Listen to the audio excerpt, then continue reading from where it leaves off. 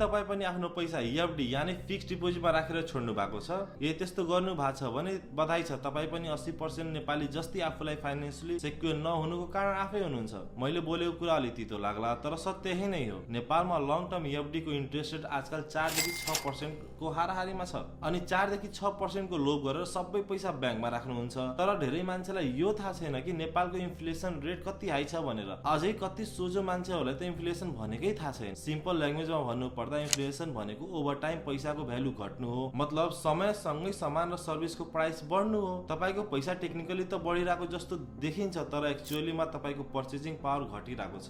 मैले एफडी गलत हो, एफडीमा पैसा राख्नु हुँदैन भनेर भनिरहेको छैन है, तर सबै पैसा एफडीमा मात्र राख्नु चाहिँ गलत हो भनेर भनिरहेको हो। बाँकी पैसा कहाँ इन्भेस्ट गर्ने त? तपाईले म्युचुअल फन्डको बारेमा सुन्नु भएकै छ होला। धेरैले यो रिस्की छ, शेयर मार्केट जस्तै जुवा हो भनेर एभोइड गरिरहेका हुन्छन्। तर यथार्थ के हो भने लङ टर्ममा नेपालको राम्रो म्युचुअल फन्डले एभरेजमा पनि 9 देखि 12% को रिटर्न दिइरहेको छन्। एउटा राम्रो पोइन्ट के छ भने यसमा पैसा हाल्नको लागि हजुरलाई मार्केटको नलेज हुन पर्दैन, डेली चार्ट हेरेर बस्नु पर्दैन। तपाईको पैसा फन्ड म्यानेजरले तपाईको बिहाफमा सबै कुरा म्यानेज गरिरहेका हुन्छन्। अघिल्लो भिडियोमा हामीले 20% सेभिङ गर्नै पर्छ भनेर भनेका थियौं। त्यही 20% को आधी पैसा तपाई आफ्नो इमर्जेन्सी र स्टेबिलिटीको लागि राख्नुहोस् अनि बचेको चाहिँ म्युचुअल फन्डमा राख्नुहोस्। यसरी हजुरको फ्युचर नि सेक्योर हुन्छ अनि पैसा पनि ग्रो हुन्छ। यही तपाईलाई कुन म्युचुअल फन्डले राम्रो रिटर्न दिइरहेछ जान्न मन छ भने यो भिडियोलाई लाइक, फलो र कमेन्टमा म्युचुअल फन्ड लेख्नुहोस् अनि म तपाईलाई आफै म्युचुअल फन्डको लिस्ट डीएम गर्छु। हस्त, राधे राधे।